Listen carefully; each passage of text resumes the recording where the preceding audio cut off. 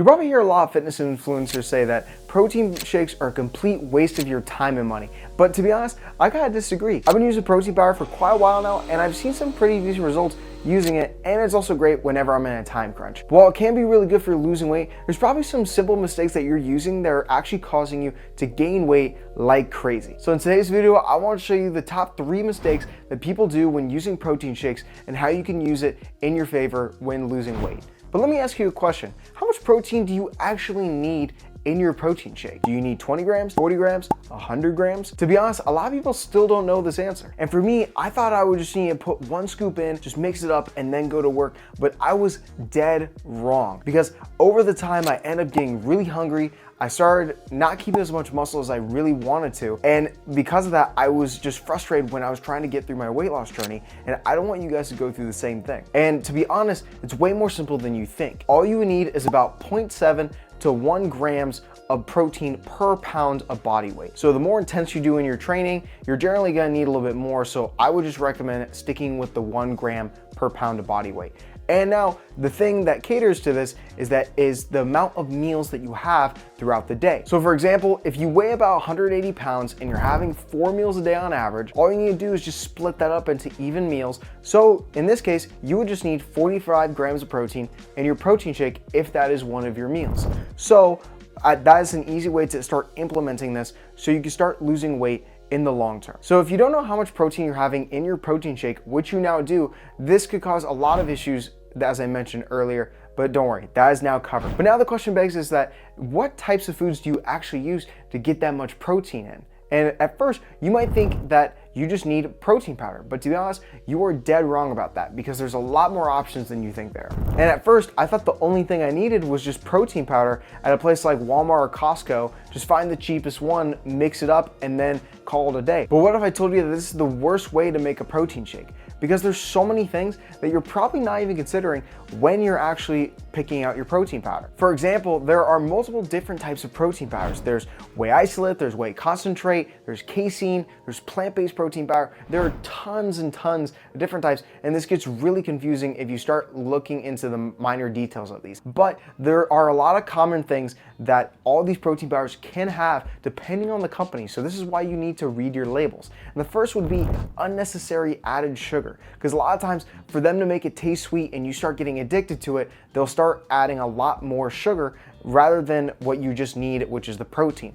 And then the second thing would be is that they actually start having high amounts of fat in them. So if you have too much fat in these protein powders, you're actually just gonna start adding up more calories than you actually should, which ends up being really annoying if you decide to keep using these on a daily basis, because the calories add up a lot. So what type of protein powder should you actually get?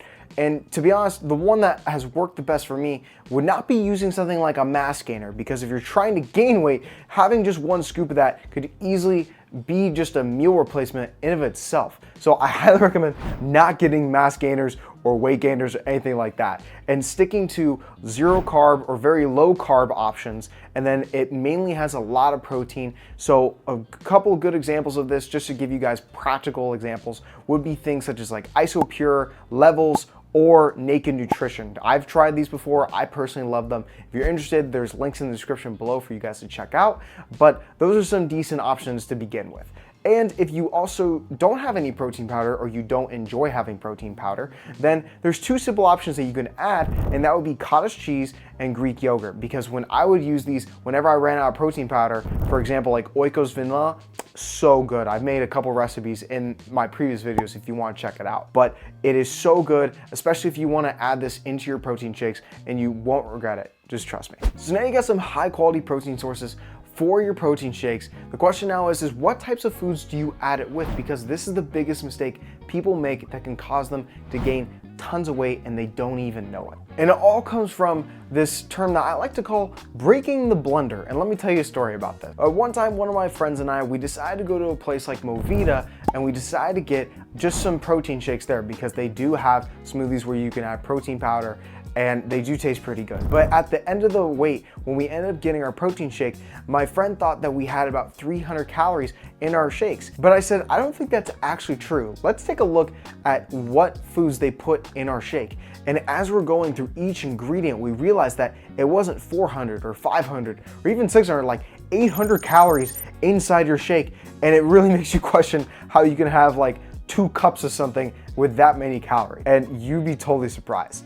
And it actually came from having so many high calorie foods that we had no idea that was happening. So for example, you could have things such as like peanut butter and oats and other types of sugary things inside your protein shake, and then you could add that up to create basically an entire meal replacement, which is not the most optimal thing to have for your protein shake. But if you're trying to feel full, this might sound like a no-brainer because you want to feel full. But what if I told you that there's a lot of different ways you could feel full just by having simple ingredients that are low in calories? So for example, instead of you having peanut butter, you could have peanut butter powder to have that taste. Instead of you having bananas, you could have strawberries. Instead of oats, you could have spinach, I guess that's an example. And the list can go on and on of just simple replacements to lower your calories. So instead of you having that 800 calorie shake that I mentioned earlier, you could have something that's only 300 or 400 calories simply by making a simple switch that takes literally seconds to make. And trust me, this sounds like such a simple change to have, but for me, I actually used to have like whole milk, oats, and peanut butter when I made my own protein shakes, and I was pissed because I was not adding the complete ingredients or the right ingredients for my proper goal that I want to have. So I don't want you guys to make the same mistake whatsoever. But you might think to yourself that this only applies to protein shakes, but let me tell you, you are dead wrong about that. That can actually apply to several other types of things, especially just single ingredient foods. So if you like something like ground beef or ground pork, then you might like this video right here, which I go in depth on the mistakes that you're probably making every single day that could cause you to gain weight. So if you don't want that to happen to you, check out this video right here, and I'll see you in a second.